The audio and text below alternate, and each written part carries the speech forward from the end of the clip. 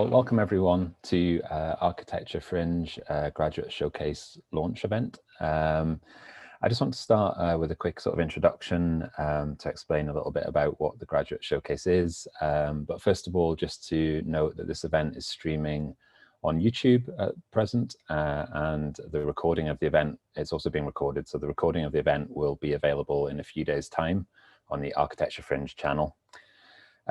So the Graduate Showcase is a project that we've been working on at Architecture Fringe over the past few months, and is a national showcase platform for graduating students from Scotland studying architecture or landscape architecture. And I'm just going to talk a little bit about why we sort of undertook this project, and then following that there's going to be a little bit of a description about how the site works and where you can find it.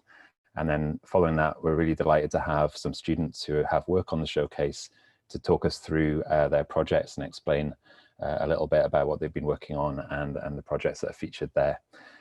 Following that, there'll be a short discussion involving our partners, ISM, Crumble and Scot Portfolio. But yeah, just to start off with, I thought I'd give you a quick kind of overview of the Graduate Showcase and about why it kind of came about. I don't know if it's possible to move on to the next slide, please. Thank you.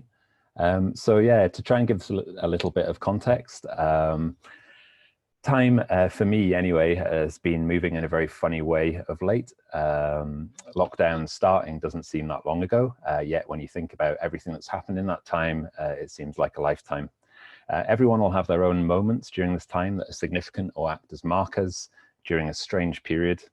I'm going to offer up three here that happened all while the Graduate Showcase was developing, and there's sort of parallel history of the site evolving from an idea into a real thing. So starting with Exhibit A on the left, 20th of March 2020,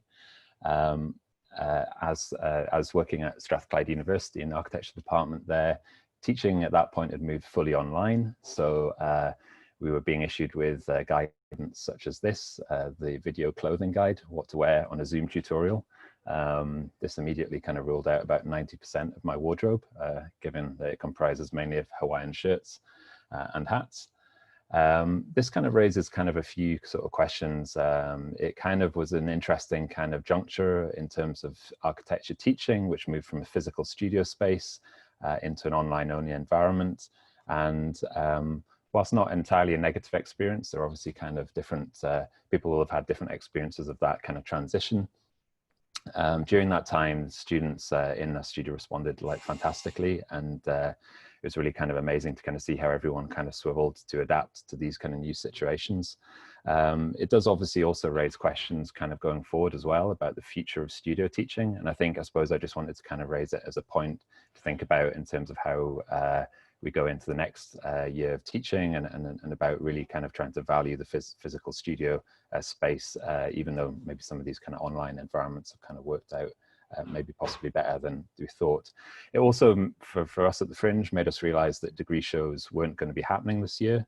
And we started to think about this idea of a kind of graduate showcase as a space in which to kind of bring together all of the kind of work of graduating students from across Scotland's colleges.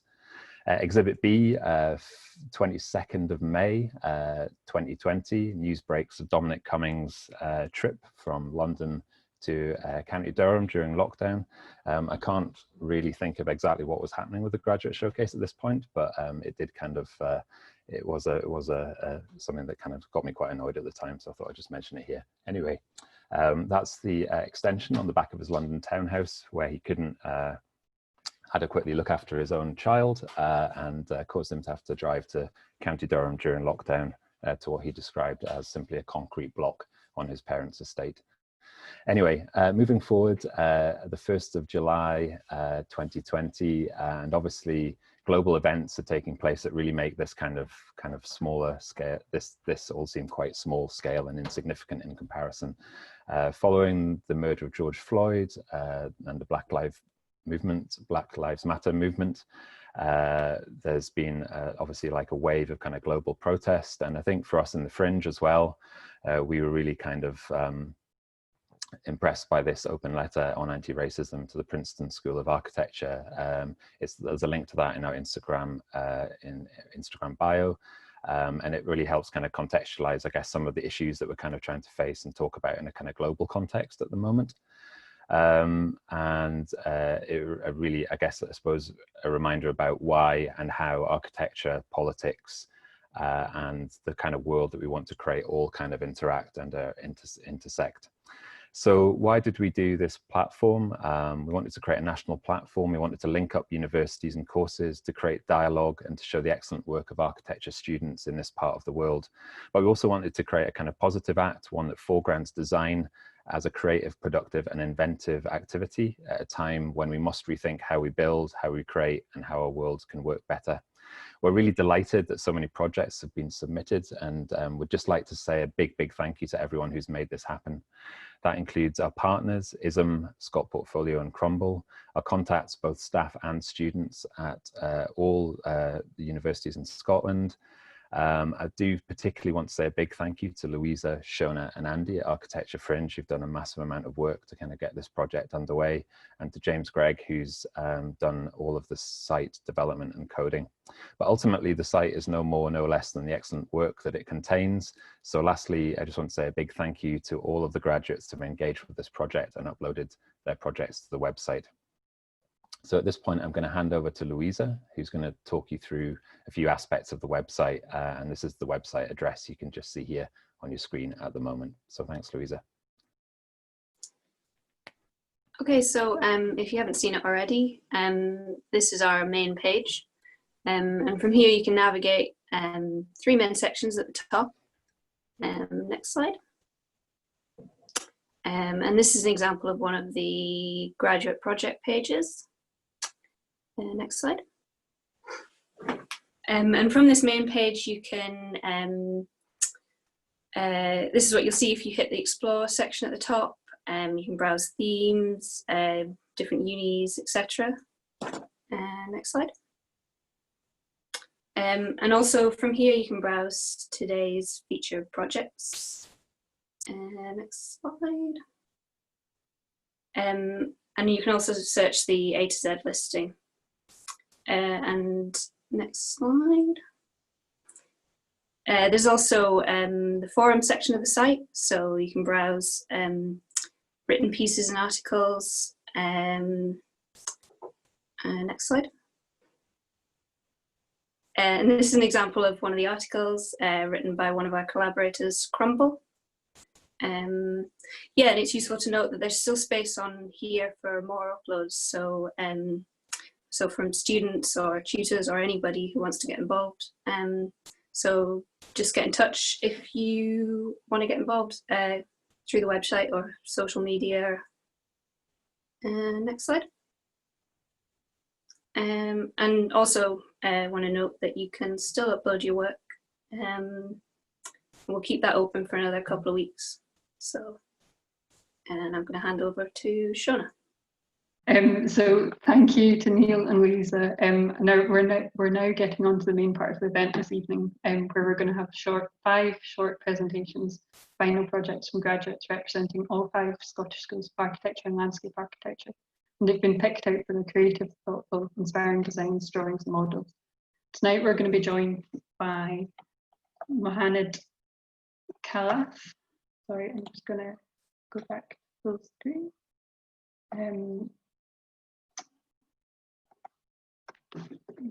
Followed by Karla, Duncan, Morrant, Sara and Freddie Walkden. These will be followed by a discussion led by our collaborators on the student experience and reflections on adjustments and challenges faced during these unprecedented times. This will be led by Georgette McKinley and David Byrne, founders of Scot Portfolio, a collective archiving and exhibiting the work of students of architecture in Scotland since 2015.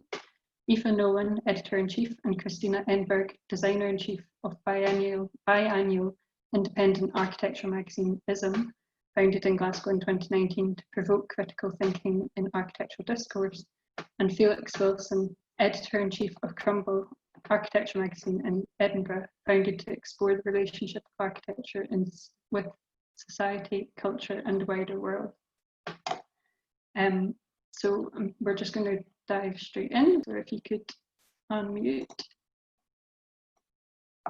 and go ahead. Well,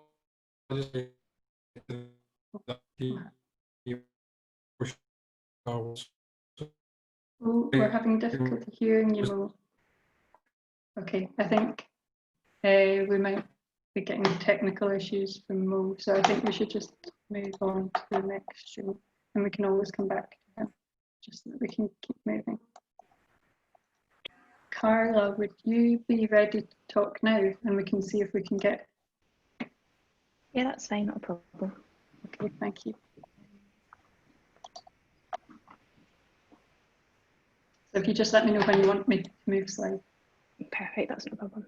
Before I start my presentation, I'd just like to quickly thank Architecture Fringe and their collaborators for organising the event and the graduate showcase.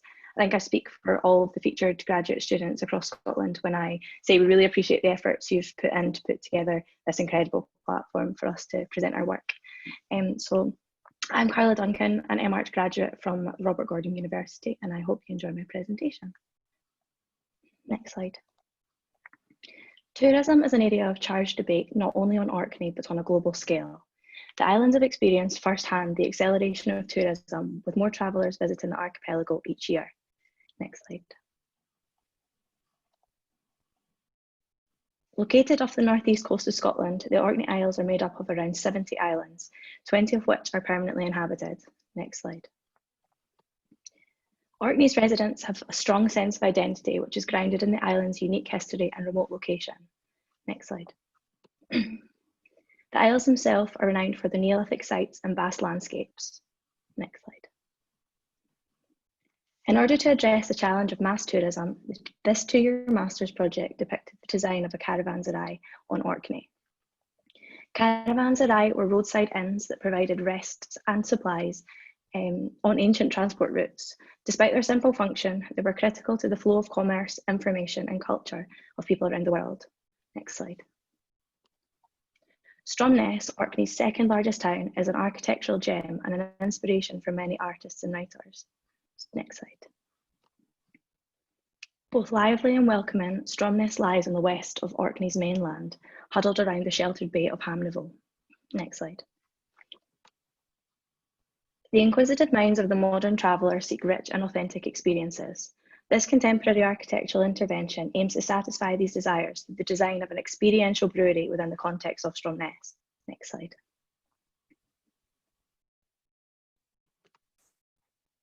Scottish beer has a history stretching back some 5,000 years. It's even been said that the first ever Scottish ale may have been produced using barley grown at Orkney's famous Neolithic village, Scarabray, which is just north of the site, which makes this project even more appropriate. Next slide.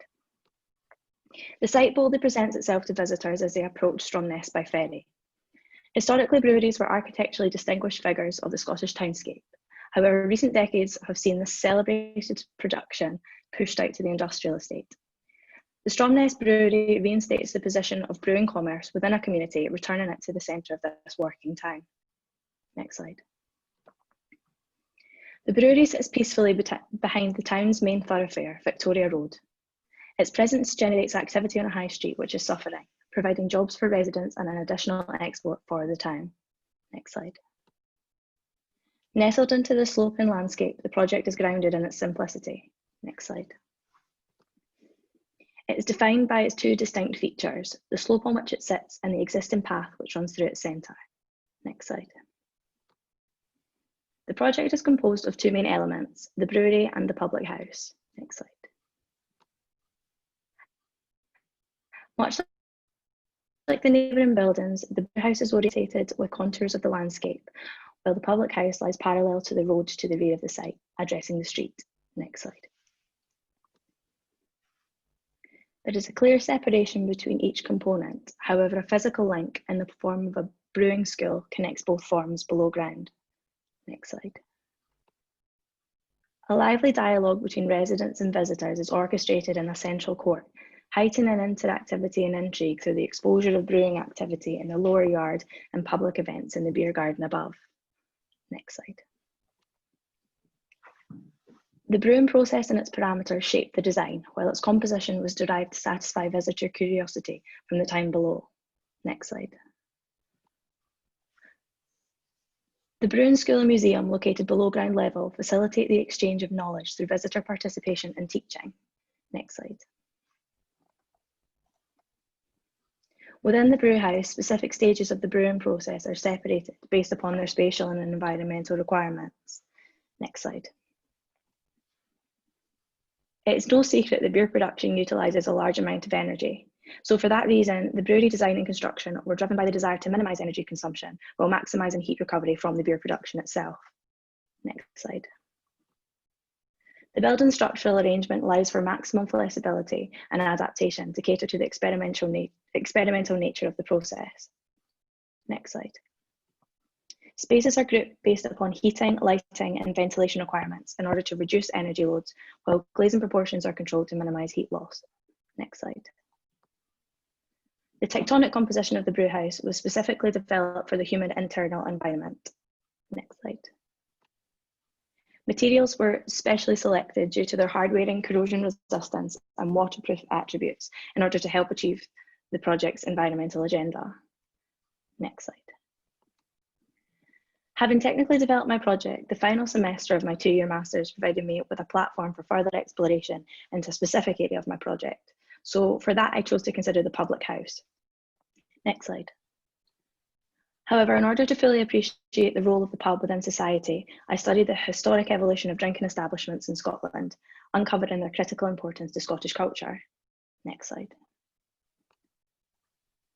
I then compared the attributes and features of traditional pubs to their modern counterparts to inform the approach to my design. Next slide. The Strathclyde public house aspired to connect the two distinct halves impacted by mass tourism, the resident and the visitor, through the design of an inviting environment which facilitates and encourages conversation between both parties.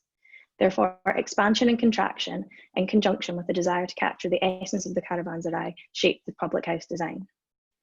As you can see from the plan, the bar is split into 2 sections, the snug and the main bar. Complete separation of these spaces is achieved through sliding glazed partitions which meet at the end of each lobby. The result presents a space which caters to an influx of visitors during the summer season while continuing to provide a comfortable environment for residents to socialise during winter months. Next slide. A central bar services both spaces simultaneously, while a series of beer tanks in the form of a gantry visually separate each bar, harking back to the traditional spirit gantry which is seen in Victorian Scottish pubs. Stools prop up the fixture, fitting comfortably between the scallops of the zinc structure, encouraging patrons to interact with one another. A single bench lines the external facade, accompanied by a series of small tables and chairs, lightweight in nature to allow visitors to occupy the space as they please. In light of our current isolated condition, I believe the project raises the critical importance of convivial places to communities, especially in our times of withdrawal. There's a strong message behind the importance of architecture and its ability to connect people with one another. I hope to have addressed the importance by designing a project which encapsulates the essence of the caravanserai through the development of a scheme which encourages and accommodates conversation, interaction and exchange. Thank you. Great, thank you, Karla. That was really great. Can we now move on to Murray, if you're ready? Yep, I'm ready. I also like just to echo what Karla said about saying thanks to everyone else who made it possible for this website as well. So my project is called Against Aseptic Corporeality. And this project is based in Antwerp in Belgium. And the thesis investigates our relationship to our bodily excretions, using this subject matter to open up a broader societal conversation about the long-term consequences of our contemporary hyper-individualism. So next slide. So the project began by investigating different volumes of waste that are produced in Flanders. Flanders. And what was revealed was the vast amount of water which is being used compared to any other forms of waste. So this diagram isn't to scale, but when you compare it to construction waste or domestic waste, it outstrips it hugely. And it it's because the infrastructure that we use to house the water is sort of out of sight and out of mind, so we tend to use more of it. And so then water seemed like a good vehicle to use to explore this theme of the individual versus the collective. So next slide, please. This move away from the collective is illustrated by the changing relationships we have with our bodily waste. And it's illustrated quite nicely by the history of the toilet, for instance. So what was once a community or like a communal act has now become a much more privatized affair. So this is what this graph is showing in the middle. And we've been getting better and better at removing ourselves from our own bodily functions.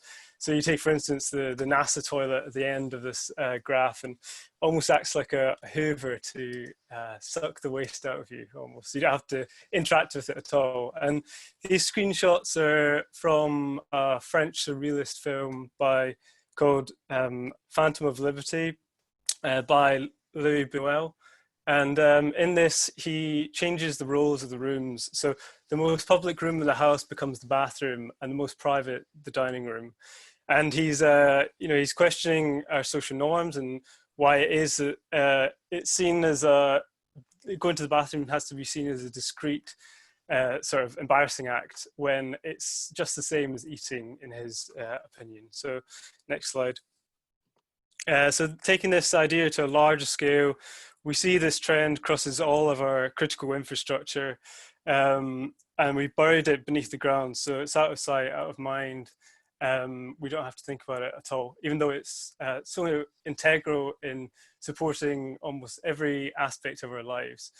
And we used to build structures like aqueducts as water was seen as a valuable commodity, and a feat of engineering being able to control this commodity, whereas now we design water treatment plants on the outskirts of the city away from like public view. Next slide. So the proposal for the building was that it reveals this invisible infrastructure, allowing the individual to see their contribution to the collective waste, and produce and re-establish a physical bodily connection to the natural waste. So it's situated in the city centre of Antwerp, and the main building is a gallery of wastewater and a research facility into wastewater treatment, determining new ways to turn our waste into a valuable commodity. So across the city of Antwerp, there are these sort of areas of past industrial sites of this past paradigm, but these sites were elemental in the city's growth, such as the railway sidings in the north of the city, the dry docks to the west, and this ring road of motorway around the city.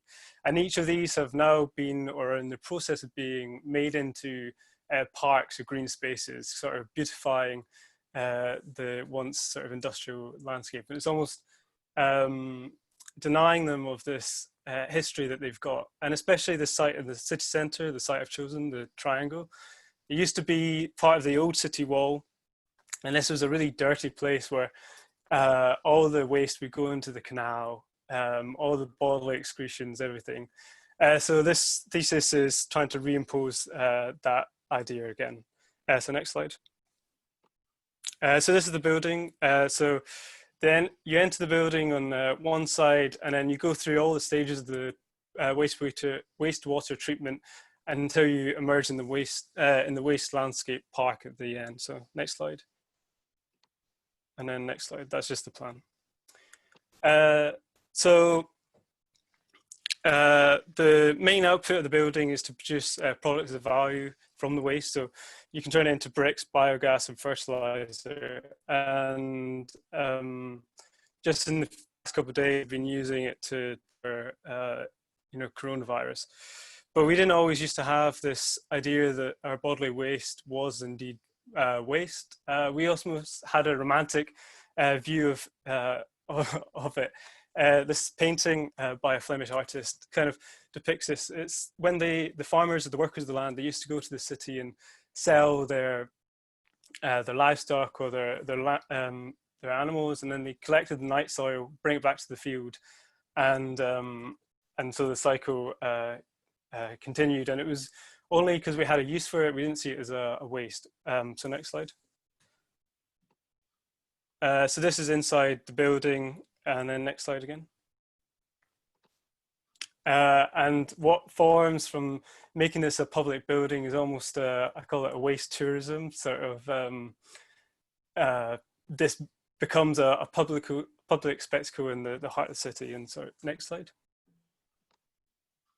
And then at the end, you emerge in this waste landscape with the nutrient-rich products used in the park to show the benefits of what you can do with it, to create sort of a large public amenity. And these are sort of large public toilets, trying to bring that idea of the communal act back again. And it's kind of converting the labour of everyone in the city into a landscape for leisure. So that's it. Great, thank you. That was really interesting. Will we move on to Sara? Are you ready to go? I love your first slide, by the way. Thank you. So hi everyone, my name's Sara. I'm a recent landscape architecture graduate from ISALA, and I'm currently based and working in my hometown of Glasgow. Again, thanks to Fringe and the collaborators for setting up such a great showcase and for inviting me along this evening to speak. I'm just going to start by giving a little bit of background about me. So next slide, please. And the experiences that I've had that have influenced my graduating project. So in my third year out last year, I was really lucky to be able to work and study in Versailles, in Amsterdam and Hanover. Those three were all in 1 year, so it was crazy basically, but it was really, really fun and rewarding, because I was exposed to so many different perspectives on landscape architecture and so many different ideas. So for example, co-design, like nature inclusive design, and really having the courage to embrace the freedom of creative exploration in landscape architecture. So in that vein then, next slide please. In that sense then, my graduating project for this year was titled Engaging with Playful Post-Industrial Sites. And the key themes of the project were engagement, playfulness, landscape meanings, landscape identities, and the site that I'd chosen was the former site of Glengarnock Steelworks in Kilbirnie, North Ayrshire in Scotland, if anybody knows the area. And the reason I chose these themes was because throughout my time at uni, I found that we often have quite a dualistic view on ourselves and our environments. Often we try and focus on just fixing the environment, and what I believe we should also be giving just as much attention to, if not more, is actually focusing on the relationships that exist between ourselves and our environments. And in this sense, what becomes really important is the meanings of places itself. And meanings are incredibly important because they're what transform spaces into places. Next slide, please. And so this idea of landscape meanings is a really key concept that I explored in my landscape strategy installation. This is a kind of concept image for the final piece. And essentially what this was is an exercise in mapping both the physical and the emotional manifestations of landscape meanings. Next slide, please. And this was basically mapping landscape meanings through 4 different time periods. So moving from the past to the present, then to the future and to the deep future. This installation was basically created using participatory methods. One of my favorites was actually when I went out and did like memory mapping exercises with the local inhabitants. That was really fun. And so by creating this work, essentially, I was able to extract and interpret what the premier landscape meanings of each different time period were, and use these to pinpoint a path towards a kind of hypothetical future of holistic living and interconnectedness between the community and its individual members, but also between the community and its environments, which is something that was so important to me. And I really enjoyed making this as well because it gave me such clarity and such a clear insight into my own role as the landscape architect and the position that we really have in being able to facilitate and drive these really important developmental processes towards these future scenarios. Next slide, please.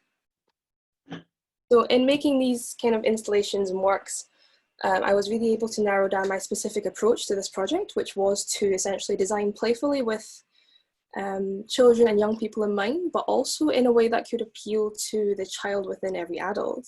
And the idea is that through the act of play, people who would come to visit this area would begin to take an active interest in their surroundings and begin to take the first steps in this really important process of self-reflection with themselves and the relationships that they have with their environments. And through the continued processes of engagement and different uses and different meanings over time, essentially the landscape would develop its own meanings and then lead towards a specific creation of a really distinct landscape identity. Next slide, please. I would say that this project really shaped my own personality as a designer. You'll see from my work, everything is very playful, it's very process driven. I like to work quite experimentally.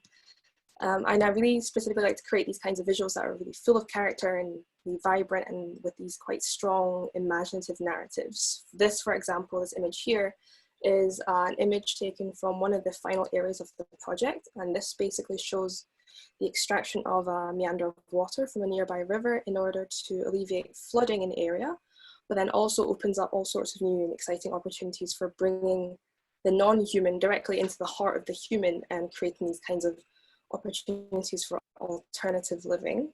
Next slide, please.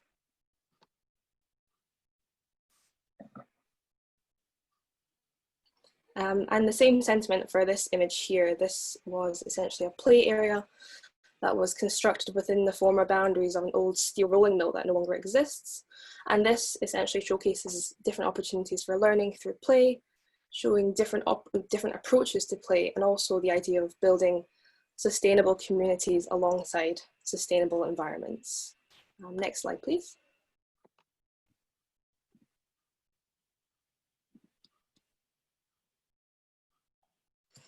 Finally, I'd just like to talk a little bit about my experience of graduating, obviously in the midst of COVID, and how the last few months have shaped my personal practice. I would honestly say that it's been really, really challenging, obviously, but really exciting at the same time. And I think this is illustrated quite well by this model. This was massive, by the way. It was like 2 meters by 2 meters or something. And it was intended to be played with and interacted with during a physical degree show. But having that going out the window essentially actually really pushed me to experiment with a lot of different ways that we can explain our concepts and we can showcase our ideas, even if we're not there in person. So next slide, please. One of the ways I kind of tried to do this and was really excited and experimenting with was animation. So this is a little 5-minute animation that I'd made to kind of give whoever's watching it a really fun but quick overview of the project from start to finish. There's a little QR code there if anybody wants to scan it and have a look later, but I think the link is also on my page on the Archi-Fringe website. But animation was something that was really interesting to me. And next slide, please. And things like graphic design and illustration as well. These are all fields that are really, really interesting to me. So personally, I am really fascinated to see the future of landscape architecture and how it could potentially intersect with all of these interrelated creative fields now and I suppose moving forward as well. So basically, I just like to say that I think my time in Edinburgh has really equipped me with such an intense interest in people and their relationships to the spaces around them. And I believe that landscape architecture gives such a unique perspective on the world, and it's one that continues to really inspire and motivate me in my own creative development to the current day. Last slide. Yeah, it just says thank you. Basically, thank you so much to Archi-Fringe and the collaborators for having me, and it's been really fun to sit here and represent the graduating class of landscape architecture from Edinburgh, and I'm really looking forward to the discussion later, so thank you so much. Okay, thanks for that. Hopefully we'll get some more discussion on those points and reflections later. Okay, on to Freddie Walkden, if you're ready. Right. Yeah. Yeah, so I'd also like to reiterate that thanks to everyone involved with the showcase. It looks really good. So, so this project explores how a single building could renew a culture of debate and empiricism to the city of Edinburgh. I'm going to go through the final proposal, but first I need to talk a bit about how I arrived at the brief and what my influences were throughout the project. Next slide. The site is located on the edge of the meadows, just outside the boundary of the university campus. The main library by Basil's fence and David Hume Tower overlook both ends of the site. Next slide. On the north side, a row of tenements occupied by the university look over a set of derelict news buildings and Meadow Lane, which runs through the site. Next slide. That's just another picture of the site. Next slide. An unoccupied 1830s B-listed chapel sits adjacent to the site with opportunity for reuse. Next slide.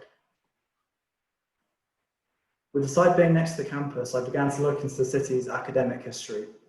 Scotland was at the heart of the 18th century Enlightenment in Europe, with figures such as Smith, Burns, Hutton, Craig and Hume all converging on the capital to introduce ideas from their fields.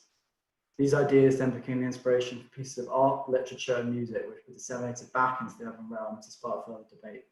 Next slide. David Hume became a particularly important figure in this project, as he embodied the sense of shared knowledge that the Enlightenment brought. As an empiricist philosopher, he believed that knowledge is gathered through experience, meaning to him a lively debate was crucial to testing new ideas. He's famous for having said, "Truth springs from argument amongst friends." Next slide. As I explored the theme of empiricism, I came across Café Philo, a modern French format of discussion in which members of the public can freely enter to discuss daily philosophical topics. There's a weekly Café Philo at the French Institute in Edinburgh, but my feeling is that there should be a more permanent home for this form of discussion, given the city's history. Next slide. The brief is for a mixed-use building that places an adaptable space for various scales of discussion and debate below a set of artist studios. There, art inspired by the sounds of debate from below will be created and exhibited in on-site gallery spaces. Next slide. As I started to look at a physical proposal, I began to see the challenges of working on a wedge-shaped site such as this. I discovered that it was a product of two axes in the city coming together. The first was the axis to the edge of the campus, which was dictated by the geometry of the Royal Mile, as you can see in the image. And the second was the directionality of Meadow Lane on the other side of the site. This illustration demonstrates the urban impacts of the project. Next slide. This is a massing development of the scheme. It comprises of two masses representing the geometry of the site edges, repurposing the chapel as a separate block. Next slide. Internally, a series of vertical elements create voids which link the various levels together. Next slide. And this idea was further explored in a casting experiment. Next slide. Here you can see the entire ground floor plan. The main discussion chamber with a small auditorium occupy the main block. The chapel, which has been repurposed into a cafe bookshop, opens out onto the courtyard opposite. Next slide. Embracing the texture and pattern of the meeting of various geometries became an important part of the landscaping of the courtyard, which utilizes the pre-existing ground surfaces. Next slide. The adaptability of the discussion chamber was important, as the idea is that it could function on a daily program of use. So I use this model to determine the materiality of the space. It uses timber folding panels and simple movable furniture to allow a free-flowing discussion. Next slide. These plans and sections just demonstrate how the folding panels can be opened and closed to create various scales of space. Next slide. That's just the upper floor plans. Next slide. This key section demonstrates the building's construction and use. Each floor features a plenum space, allowing cool air to ventilate passively into the building through hidden bricks. From there, the air heats up, rises through the voids between floors, and exits through ventilating louvers and the roof lights. Next slide. This set of visuals explore the building, how the building could be occupied through an average day, demonstrating the discussion chamber with the panels folded open and closed. The gallery pictured right features shutters which open out onto the chamber. Next slide. The artist studios occupy the second floor of the building and are connected acoustically to the discussion chamber through the building's voids. The intention is basically that the sounds of debate coming from below could inspire the creation of art above. Next slide. The third and fourth floors of the tower contain a picture gallery and a sculpture gallery, and the glazing on the top level would sort of open up a view across the meadows. Next slide. The building's clad in a unique brick bond. So the pattern's made of 6 bricks of like specific dimensions. In certain areas, the bricks are removed from the wall to create a perforated screen. So during the day, like especially in winter when the sun's low in the sky, this helps to diffuse sunlight. Next slide. And at night, this facade glows, creating a dynamic effect. Next slide. So finally, the program use of the buildings can be illustrated in this sort of matrix, highlighting its catalytic role in the spreading of ideas.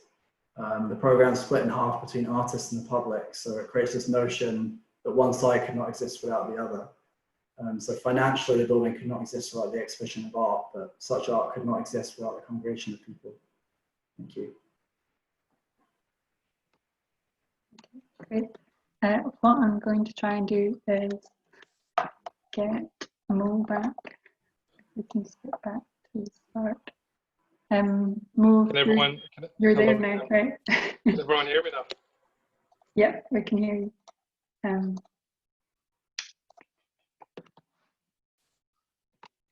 Okay, on you go, Mo. Right, so first of all, apologies for the delay at the beginning, and thanks for the ArchiFringe team for showcasing our work and also inviting me to present this project among such talented and, it's fairly to say, architecturally conscious individuals. Now, as you can see, this is my project titled Self and Others Towards Glasgow as an Intersubjective Project. This is a project which pushes the limits of architecture to address some of the emotional tensions in the city of Glasgow, tensions that are causing mental problems and further divisions within the people under the notions of sectarianism, classism, fear of the other, and conflicting identity. Next slide, please. In this formation, I began by identifying a number of cultural, religious, societal places where individuals identify themselves with, but also fear or oppose the others. Using these as guidance, I connected these non-observable tension lines with each other to establish the basis where the project is set out. Next, please. Those emotional tensions are then projected into the physical reality and are translated into critical architecture, which aims at joining form and culture. Next slide, please. In an architecture that triggers a dialogue among people as a place of equilibrium, where mental peace can be obtained beyond today's social, ethical, political strains that are holding back one's fulfilled self. As you can see through the drawing to the right, I wanted to reflect the idea of the project through the drawings as well. Or as you know, in the field of architecture, the line is used as an indicative tool. We use it to imply different meanings that become nonsensical outside our field. In this project, however, the line goes beyond its common representation by establishing a decisive tool where the line is now transformed into a wall with shape and mass, ordering itself around the site to establish what is enclosed and what is revealed. The line can now physically divide, separates, unites, and even hugs or deviates us. Next slide, please. As you can see through this section, the project also translates a framework of ideas in its making by applications of form, pattern, materials, and by careful ordering of a complex series of spatial hierarchies that are intended to act as one with the landscape. A landscape which was once a place for people to be heard and to express themselves as one. Next, please. So to take you through that landscape, we will first encounter the first division, architecturally here manifested as the football memorial, where the architecture here questions the need for such representation of the conflict. Can it allow us to confront, acknowledge, and remember what such tensions has brought to the people of Glasgow? Next, please. In an attempt to promote listening rather than opposing, the shape here allows the visitor to hear the loud echo of the spoken word, which can be heard clearly when coming from one person, but noisy when coming from a group of people. Next slide, please. After which, we encounter the Glasgow Arc, where the essence of an architectural element is challenged through this inverted stepping structure, which is intended to reflect or even mirrors the issue of classism. Next, please. And then we face another divide, yet presented in the most traditional architectural element, the wall. The architecture here questions the order of the wall through its delivery of functions. Next slide, please. The wall here It offers a moment of tension and relief, similar to any conflicting situation we may face in our daily lives. Next, please. The wall also breaks out and attempts to act like a tree, extending its concrete seeds to offer seating while providing shelter. Next. The significant symbol of trees here is part of every religion. It holds an unconscious connection with our memory. It becomes a source of strength. However, the question here is whether form and material can replace what is natural and always existing. In other words, can we rise above our beliefs and look beyond the surface of things? Next slide, please. As we approach the river, all the solid tension lines are now gradually bending to nature. They are broken by the water, forced to merge and form closures, which are establishing a new place of togetherness, and with it, a new relationship with the river. Next, please. The building here also becomes a passage between the two riverbanks, parallel to the existing tidal weir, which provides a system of equilibrium between two ecosystems that are separated and controlled by a barrier. Without it, the tides will revoke and cause damage. And a similar notion, the building here becomes a place of equilibrium between the tensions we carry. In its ordering, the building is emphasized through spatial hierarchy and form. It's expressed through careful selection of materiality to establish deeper connections with the user. Composed of two levels, the building offers spaces of self-reflection, self-observing, and self-disengaging before ascending beyond the tensions together. Next slide, please. As you can see through the exterior image to the left, the connection of this project to the Clyde is essential. Here you see the building using a mill raise device to pick up water upstream so it can flow through the building, not only as a statement reflecting the importance and history of the Clyde, but also to celebrate it. And to the right, we have the spaces of personal reflection, where I used the high reflective aluminum to build a deeper visual connection among people through the power of reflection, which by essence can be thought of as an emotionally charged material. Next slide, please. Now, after facing and acknowledging our tensions, we can now begin the process of ascending beyond them together, where our spatial perception is now different. Dare I say, more positive. Afterwards, we will ascend beyond the tensions we carry, disengage from the contingencies of place and time to reconnect with ourselves and with the city. Next slide, please. Now, as a conclusion, and maybe driven by naivety, I was imagining a world with no tensions. As depicted in this scenario, the River Clyde is revolting over the city in an attempt to wash out and break all tensions. After all, Glasgow made the Clyde, and the Clyde made Glasgow. Thank you, and I hope this was a light and easy presentation, in which the message is that architecture can truly extend beyond its physical character or image to directly address societal issues within our communities. As an attempt, at least, if not solving them. Thanks for listening. Okay, great. Thanks, Mel. That was really great. So thanks all for your presentations and giving us a good insight into your work and process and thinking that we might not otherwise get from online showcases alone. I think we're now going to pass over to our collaborators to the discussion section of the evening. I know we are running a little bit on, but there's been some tech issues, so if everybody would be okay maybe continuing to 8:10, we can still have a good discussion then. Scot Portfolio, I don't know if you want to start with your questions. Yeah. Hi, can everyone hear me? It's good, yeah. Hi, I am Georgette, and alongside David, I run Scot Portfolio. Just want to say a quick thanks to all the students and also to the Fringe for setting this up and inviting us to be a part of it. So David and I are interested in how COVID has affected the students' analogue working methods, such as sketching, hand drawing, and physical model making.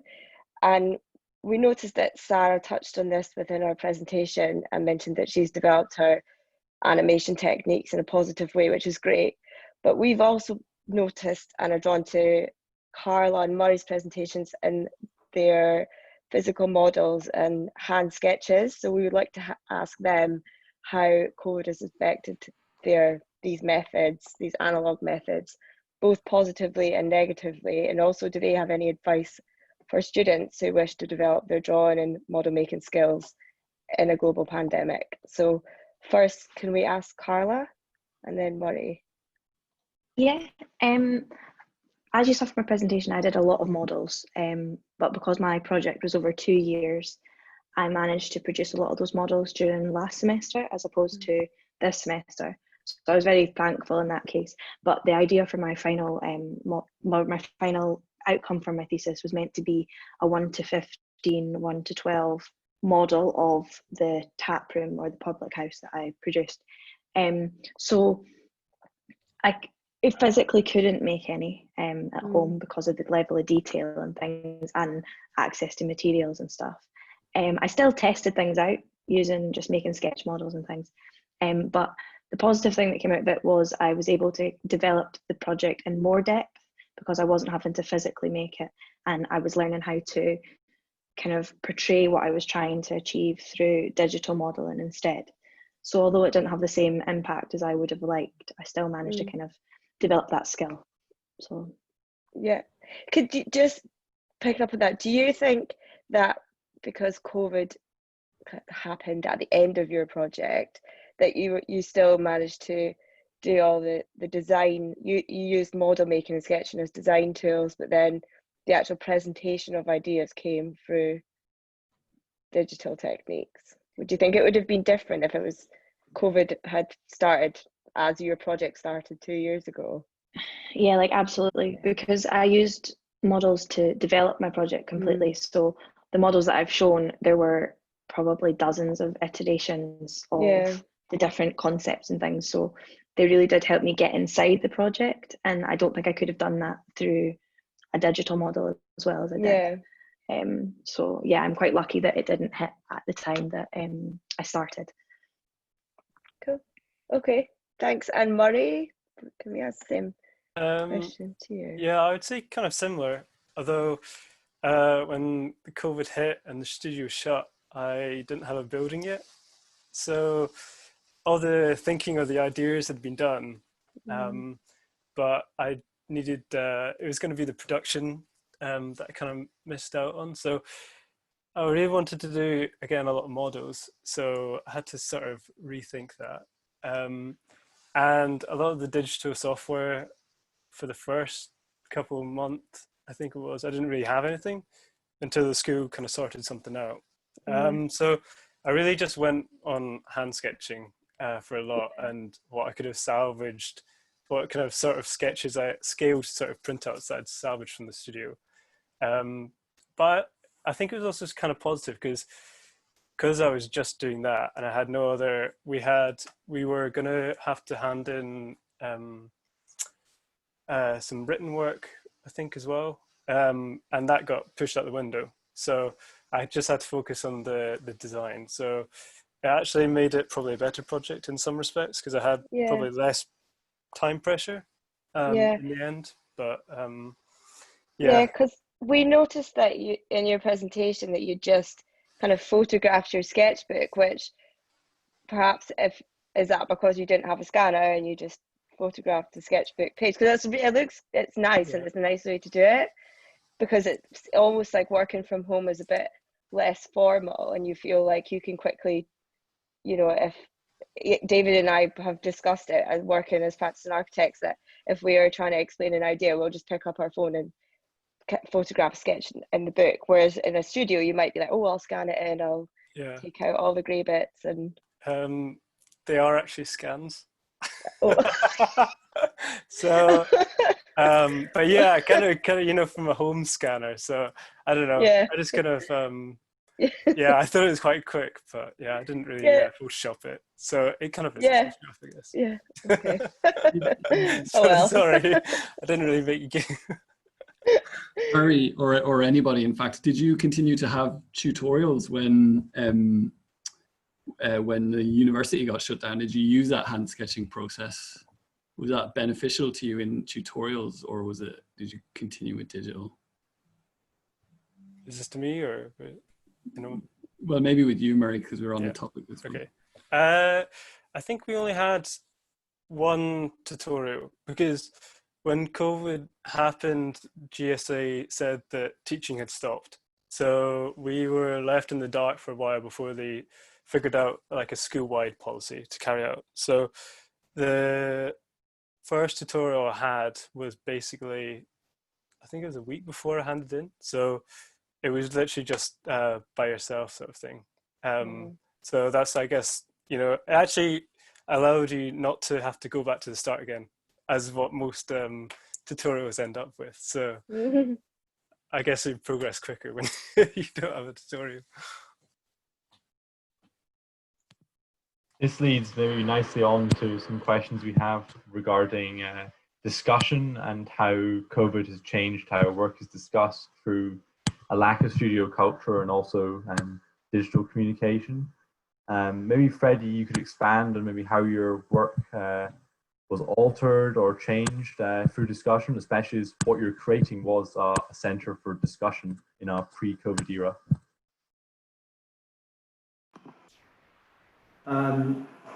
So are you asking about sort of how COVID's sort of changed the discussion around it, or how? Yeah, perhaps that, and also how physical discussions that maybe didn't happen in studio, if you managed to replicate those at all. Yeah. Yeah, so we did tutorials over Teams. We did one over Teams and we did one over email. So I think it definitely changed the sort of the amount of time you had sort of one-on-one with other people when COVID came in. But yeah, in general, I think I've definitely missed like the sort of studio culture, being able to stand around one big model or something, point things. Just not having those like physical drawings and models like in front of you has been quite difficult. But I definitely think I speak for a lot of people when I say like I get a lot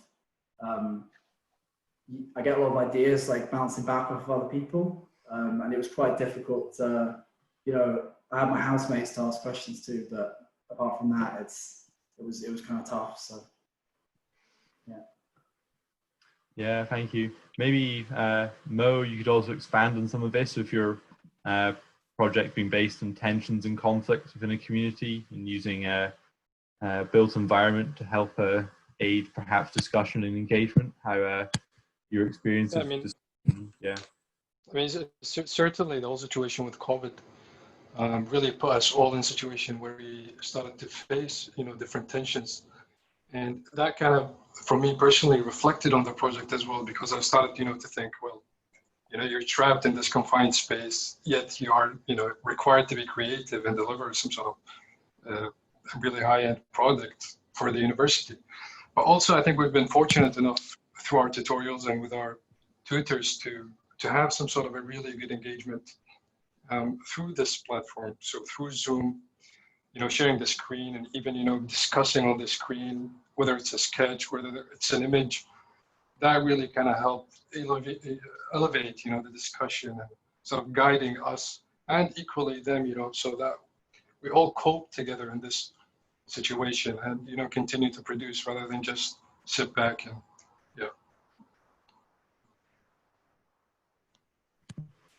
Oh, thank you. Yeah, it's interesting. Perhaps some of you have thoughts on your experience and how this may help studio culture in the future, and for those who are still in education or moving on to a part 2, etc. Maybe that's something we can keep a thought of and come back to. Perhaps Ism has some questions for Absolutely.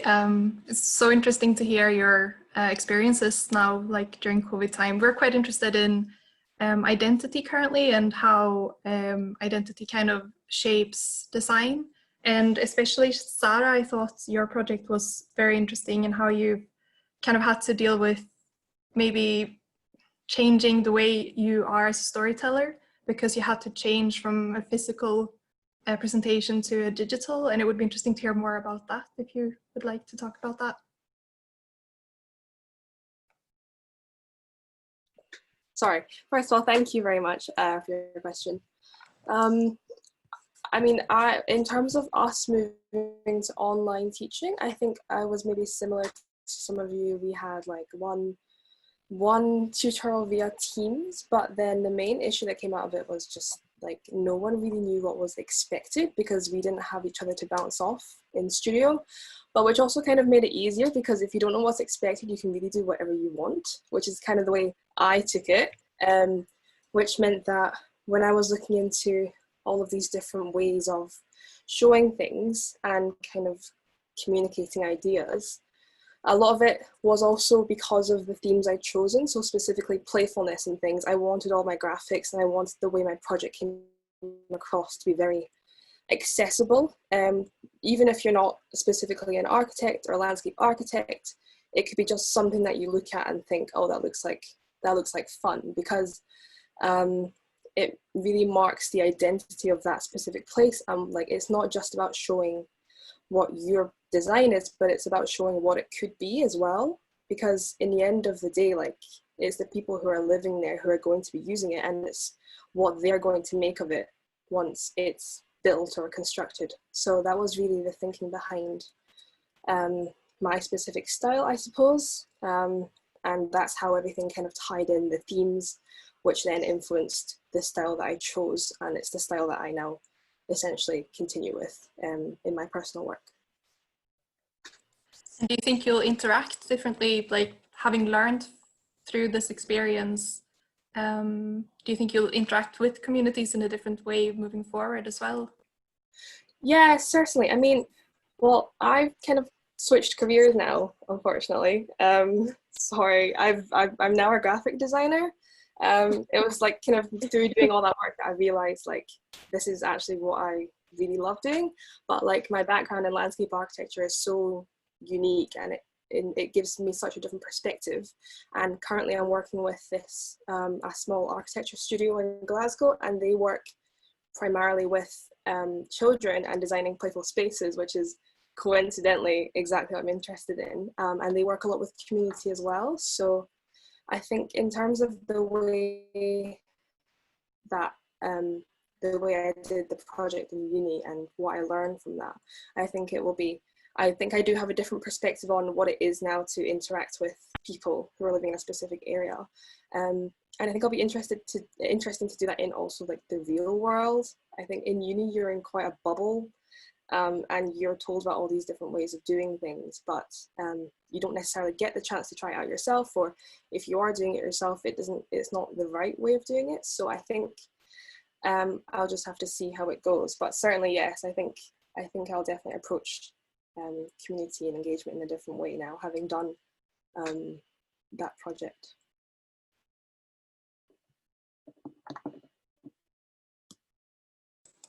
Thank you very much. Yeah. I don't know if anyone else would like to comment on the idea of the storyteller, the fact that we've kind of lost that voice, not being able to present physically this year.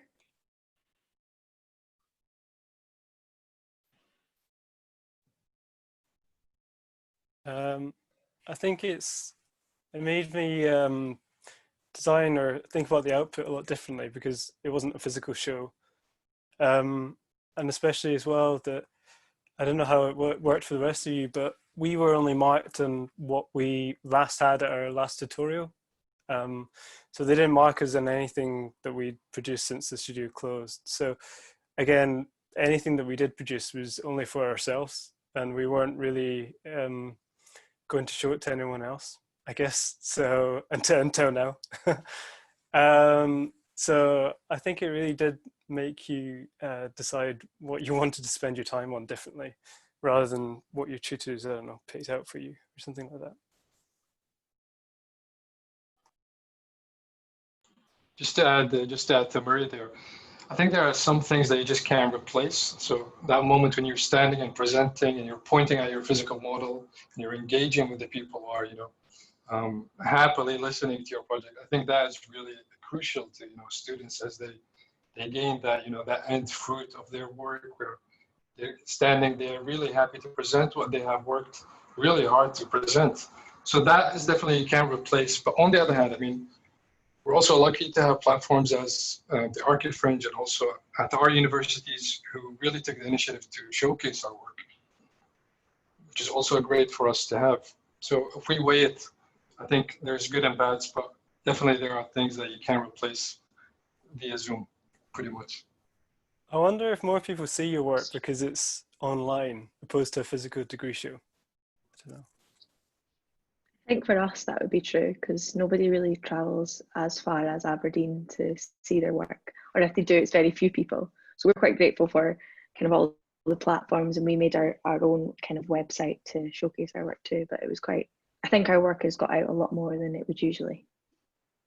I think it's just fair to point as well is that you know, having to showcase it online, you have the power to show what you want people to see, rather than, you know, having it physically where people come and look at the work as they please. Whereas now you have the power to show them exactly what you want people to see. And I think that could be an advantage where people, I mean, especially if Sarah's really interested in graphic design, that could be a really strong element where, you know, you showcase your work graphically to the power of what you want. I suppose sorry. Sorry, Christine, you go ahead. I was just going to say there was maybe also a void left because of the fact that we weren't critiqued. So I submitted this year as well, and we weren't critiqued by anyone. So you you identify yourself by what other tell you as well, and we lost that this year. So it's not just what we say, but what we get back, and we haven't really received that kind of physical feedback in that way. So yeah. Sorry, David, you go ahead. Well, it's on that point, I guess. I suppose in a way you could look at it that way, and that's the way I was looking at it until I sort of saw you guys speak. But I guess in a nice way, there's another world where your projects have to exist, because normally you're bookended by a degree show and you kind of close the cover and that's it. But because you didn't have that piece, then your projects can necessarily have to move into another sphere, so you feel like that there's some kind of end to it or some other life. So, and particularly I suppose a lot of your projects like Murray's and Mo's, for example, have kind of far-reaching kind of big societal ideas which are quite, you know, relative to the minute. So I wonder have you given any thought to what your projects, what you can use them for after this? I know you can put them online, and certainly we set up Scot Portfolio kind of selfishly because we thought to finish our projects and not do anything else with them was a waste. But there's only so much dialogue you can get from just sort of making a website or posting stuff on Instagram. Have you thought any more about a kind of a second life for your projects outside of the degree show or outside of the end of university? My project's opened up some research opportunities within my university, kind of because I'd focused so much on the technical design of the brewery. I've kind of created this framework which I can then approach potential breweries with the research, but that's as much as anything that's come from mine, and then obviously CVs and things like that. But I guess in my case, the ambition was, if everything is okay, is that I would revisit, because my project was born out of a few key areas in Glasgow, out of which I derived these ideas of societal problems. And I guess the ambition would be to have the output, the architectural output, in some of these areas, in their societies, and then engage with the people, with the locals in a dialogue, to actually see, you know, how the research can transform from, you know, paper and then architecture and then to the people whom are the focus within this project. So I think me personally, that would be my ambition, to maybe get that chance to sort of reevaluate myself and also reevaluate what I kind of believe in and what I'm working in. Do you see those people who you've been working with? Would you invite them to use this website, this graduate showcase website, to view your project, or do you think it's more, your presentation would be more focused on people with an architectural background to view it and understand it? I think both are, to be honest, I think both are equally important. I think you know, physically, if someone is there and they're asking questions, which I'm pretty sure people will have questions, because it's maybe an unusual architecture that's not very common. So I think that element would be important to kind of really disengage with people and tell them, well, the idea behind this structure is this, this, and that. So what is your thought on this and this, you know, and that way, I think will have a clear dialogue between what's existing and what is the intention. But equally, both are definitely important.